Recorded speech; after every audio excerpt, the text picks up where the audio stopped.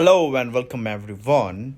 In this video, we are going to discuss on a very recent news that we have come across. And finally, yes, the Fedwire system is into ISO 2022 message now.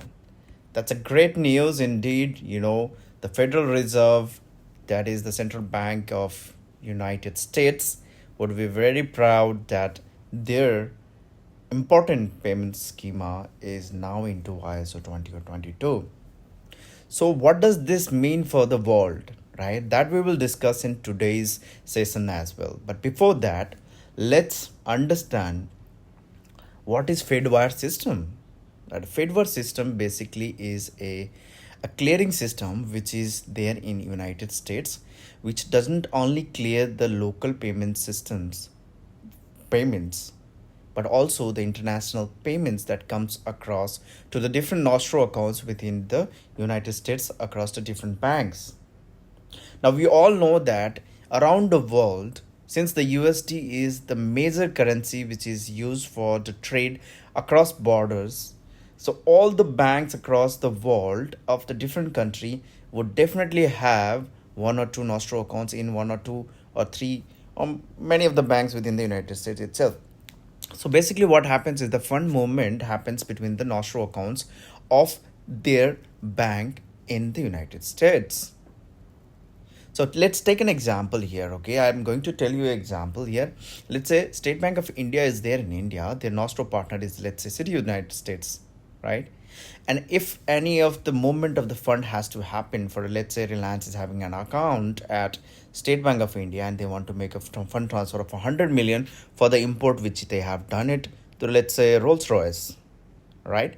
Now, in order for the Rolls Royce to receive the fund, 100 million US dollar instruction will be sent out from the State Bank of India to their nostro partner CTUS, and CTUS indeed will then credit to the Rolls Royce depending upon where they hold an account. If it is in within United States, well and good. If it is outside United States also, let's suppose in Great Britain, that is also fine.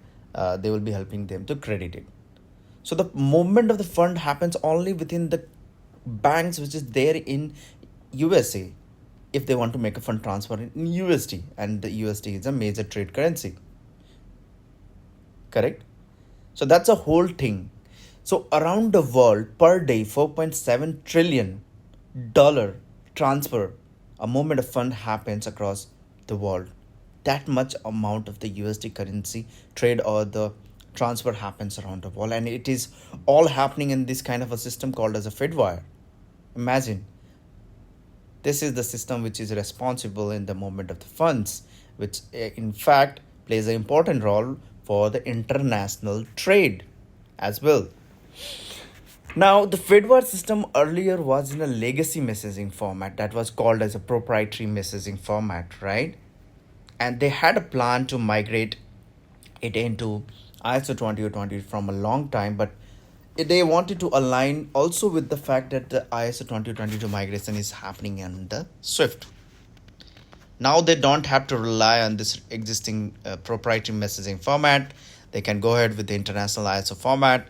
If you're thinking on the future perspective, right? This is a great move from the Fedwire and the Federal Reserve, right? So we do have a courses basically which helps you educate on how the ISO 2022 migration happens across the different schemas, and also we have an in detail training on the CVPR plus ISO 2022 migration. As we all know, the 2025 November deadline is coming in for the Swift to migrate their phase one, the respective phase migration for the respective messages. So that we have it, that you can inquire also as well. So all you need to do is that email us on the email ID of ours, that is swiftpaymentguru@gmail.com, or enrollment@thepaymentguru.in. Thank you all for watching this.